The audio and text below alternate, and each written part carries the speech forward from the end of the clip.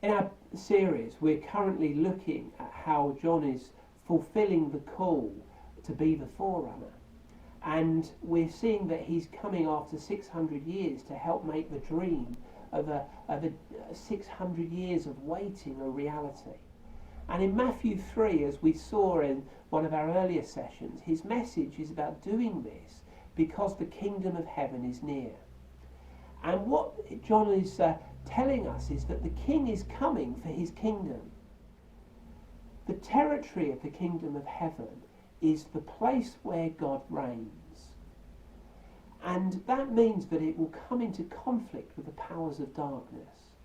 We live in a world that is ruled by the powers of darkness. In fact, we're reminded in Paul's writings that our battle is not against flesh and blood, but against the spiritual powers and principalities in the heavenly realms.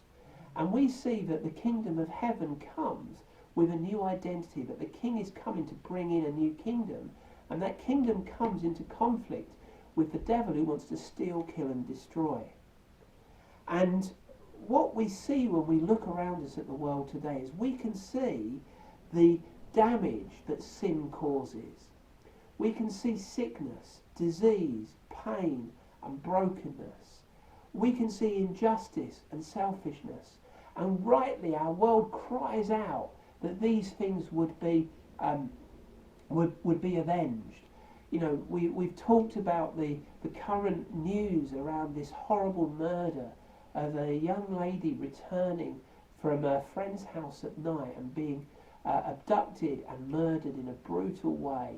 And rightly, our nation cries out for justice. And there is a sense that when people look at the evil of sin, there's a cry for justice. You know, I heard an interview with Stephen Fry recently where he was saying he couldn't believe in a God who would create such wickedness. What he doesn't understand is that God didn't create that. God created everything good and perfect, but because of the rebellion, that sin has come in and it needs a solution. And that solution is a spiritual solution, not a physical solution. Yes, we're called to stand up against injustice.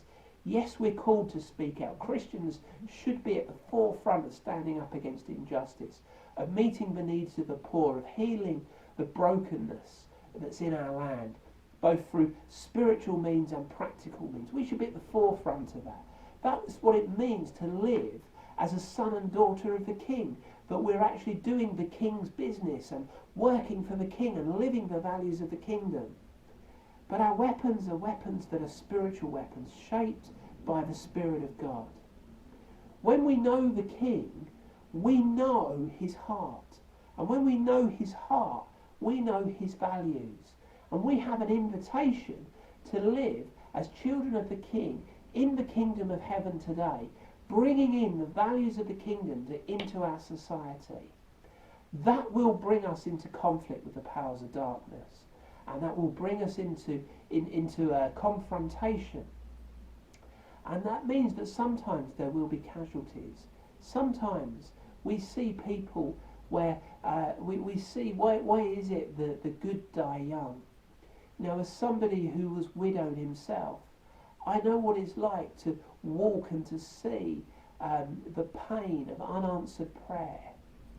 Sometimes when we walk this journey, there are battles that we don't win. But we know that ultimately the final battle has already been won, because Jesus' death on the cross broke the power of death and the power of sin, and invites us into the kingdom of heaven to live in the kingdom of heaven now and for eternity. So whilst we might lose a battle today, we've won the war. We're just living in the in-between until that comes in. I wonder, are you living as a son or daughter of the King in the kingdom, knowing the King, knowing his heart and living his values? Are you ushering in the kingdom values into your community today?